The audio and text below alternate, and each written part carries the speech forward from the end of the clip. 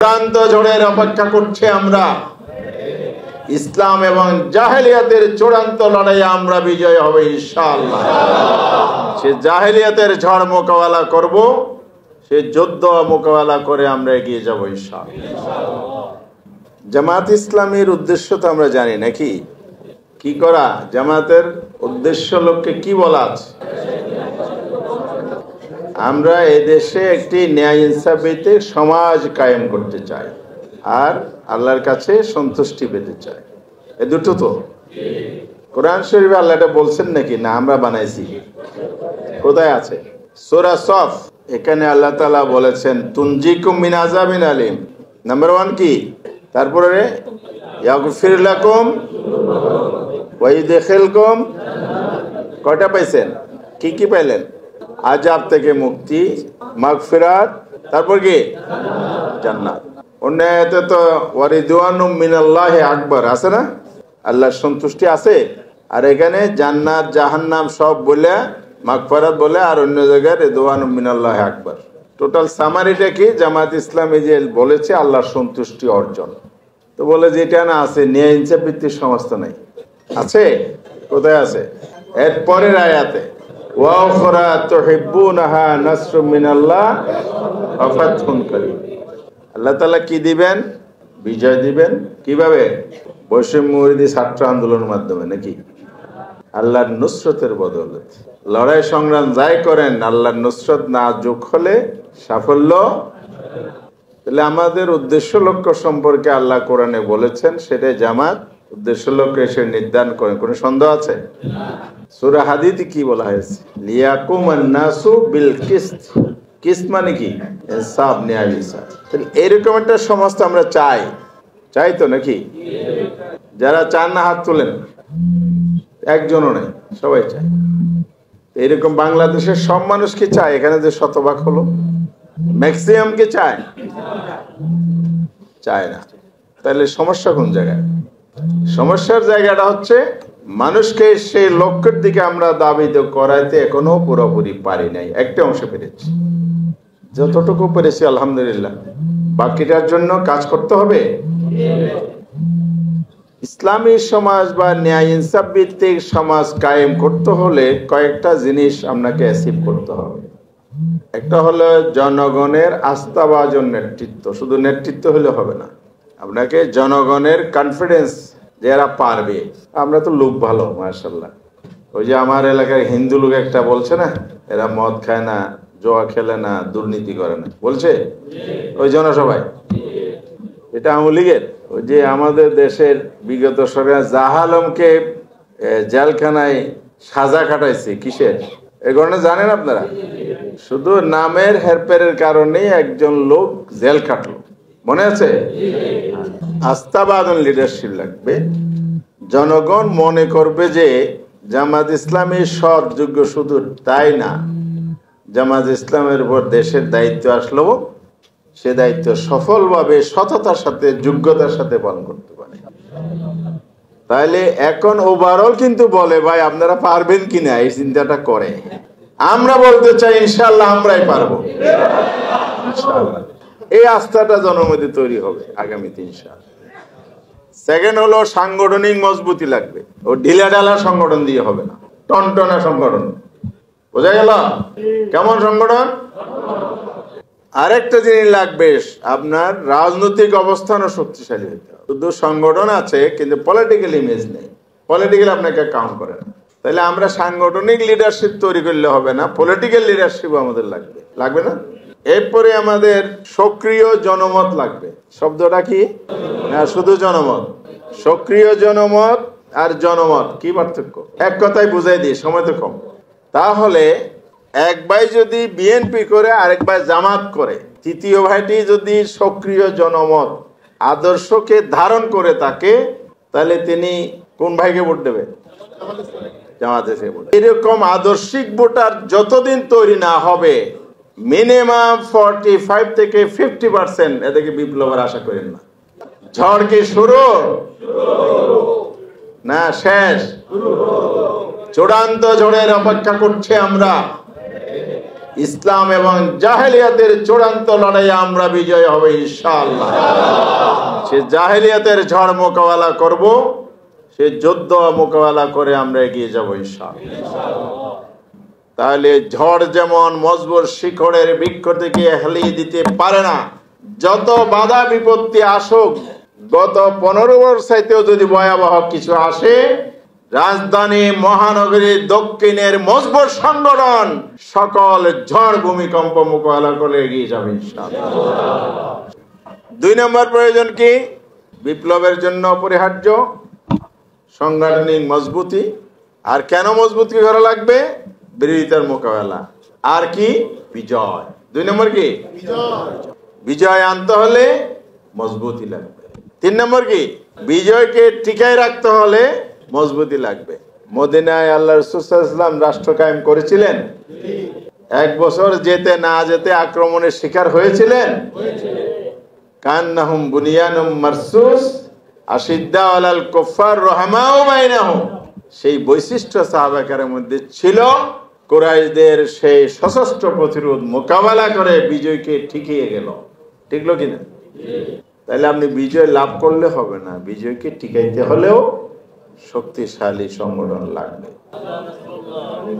আল্লাহর কাছে আপনি বলেছেন, আল্লাহ পরিবেশটা ভালো করে দাও যাতে তোমার দ্বীনের কাজ করতে পারি। এই মুনাজাত আমাদের ছিল কিনা বলেন? আল্লাহ আপনার মুনাজাত কবুল করছে কিনা? এখন কাজ না করলে কি হবে? লাইন শাকারতুম লাযিদান্নাকুম ওয়া লাইন কাফারতুম ইন্না আযাবি লাশাদীদ। আল্লাহ কিন্তু সব বলে রেখেছে। তুমি যে এত কানলা, আমি কবুল করলাম, সুযোগ করে দিলাম, মানুষ ডাকে সাড়া দিচ্ছে, আর তুমি অবহেলা করছো। তুমি আমার শুকরগুজার করবা। আলহামদুলিল্লাহ বললে শুকরগুজার শেষ। কাজের মাধ্যমে আমাদেরকে শুকরগুজারি করতে হবে, আর না করলে ওয়ালাইন কাফারতুম ইন্না আযাবি লাশাদীদ। বুঝা গেছে কিনা? তাহলে আমাদেরকে পাগল পড়া হয়ে এখন মানুষের ধারে ধারে যেতে হবে। আল্লাহ তাআলা সুযোগ দিয়েছেন, সেই কাজ আমাদের করতে হবে। আমি শুধু এইটুকু বলবো, আপনি করবেন তা নয়, আপনি যা করবেন তার সাথে বেশি এফোর্ট দেবেন আপনার জনশক্তিকে কাজে লাগানোর জন্য। সেই কাজটা হচ্ছে প্রতিটি জনশক্তির মধ্যে দ্বীনের দাওয়াতের চেতনা তৈরি করতে হবে। বুঝা গেছে? নামাজ কি ফরজ? যিনি নামাজ বুঝেন তাকে বলা লাগে। আমরা নামাজের গুরুত্ব দিচ্ছি, এটা ভালো দিক, কিন্তু আমরা উদু ইলা সাবিলি রাব্বিক, আল্লাহ তো আমাকে দাওয়াতি কাজকে ফরজ করে দিয়েছেন এই আদেশের মাধ্যমে। সেবাকে কি আমাদের জনশক্তির মধ্যে, আমাদের বাংলাদেশের জনগণের মাঝে, মুসলমানদের মধ্যে নামাজের পেরেশানি যে আছে, দ্বীনের দাওয়াত ঘরে ঘরে পৌঁছানোর পেরেশানি কি আছে? এলে আপনার কাজ হচ্ছে সেই পেরেশানি তৈরি করা। জনকল্যাণ কাজ মানে হলো আপনাকে এই কাজটাকে নিয়মিত কাজ, রেগুলার ফাংশনের মধ্যে নিয়ে আসতে হবে। প্রতি সপ্তাহ মাসের কাজের মধ্যে আনতে হবে, অকেশনাল কাজ নয়, নিয়মিত কাজ। রাসূল সাল্লাল্লাহু আলাইহি ওয়াসাল্লাম বলেছেন, আস-সাই আলাল আরমিলাতে ওয়াল মিসকিন। আরমিলা মানে বিধবা, মিসকিন মানে অভাবী, যারা তাদের উপকার করে, তাদের জন্য কাজ করে। কাল মুজাহিদি ফি সাবিলিল্লাহ, তিনি আল্লাহর রাস্তায় জিহাদকারীর সমতুল্য। এরপরে আল্লাহ রাসূল বলেছেন, কাইমুল লাইল, রাত্রিবেলায় দাঁড়িয়ে দাঁড়িয়ে যিনি তাহাজ্জুদ গুজার কিয়ামুল লাইল করেন, সেই সমতুল্য সওয়াব। ওয়াসাইমিন নাহার, যিনি উপোস থেকে রোজা রাখেন, তার সমান মর্যাদা হলো সেবকের। এগুলি কি ইবাদত? নামাজ ইবাদত, রোজা ইবাদত, জিহাদ ইবাদত, সমাজ সেবা ইবাদত। রাহে আমলগি আজকে খুলবেন হাদিসটা প্রমাণ করার জন্য। রাসূল সাল্লাল্লাহু আলাইহি ওয়াসাল্লাম বলেছেন, সাইয়্যিদুল কওমে হাদেম, এটা তো আমরা জানি। এর পরের অংশ হচ্ছে সেবা কাজের মর্যাদা এত বেশি, শাহাদতের মর্যাদা ছাড়া কোনো আমল সেবার কাজকে অতিক্রম করতে পারে না। বুঝা গেছে? তাহলে আপনি সেবা করলে ইবাদত হবে। সাহাবায়ে কেরামের আদর্শ সেবা। রাসূল সাল্লাল্লাহু আলাইহি ওয়াসাল্লামের সাহাবীরা সেবার কাজে প্রতিযোগিতা করতেন। আবু বকর রাদিয়াল্লাহু আনহু ছিলেন সবার আগে। তিনি খলিফা হওয়ার পর এক মহল্লার এক নারী চিৎকার করে কেঁদে দিলেন, এখন আমার কি হবে? প্রতিবেশীরা বল, তোমার কি হবে? মানে আমার ছাগলের দুধ দুইবে কি? সুবহানাল্লাহ বললেন। সুবহানাল্লাহ। কেন? উনি তো খলিফা হয়ে গেছে। পরদিন সকালে গিয়ে আবু বকর রাদিয়াল্লাহু তাআলা খলিফা হওয়া সত্ত্বেও পূর্বের দিনের মতো ছাগলের দুধ দিয়ে দিল, গোসল করে দিল, খাবার দিয়ে আসলো। আসার সময় বলে আসলো, মা তুমি চিন্তা করো না, আমি খলিফার দায়িত্ব পালন, এই সেবার কাজ আমাকে বিরত রাখতে পারবে না।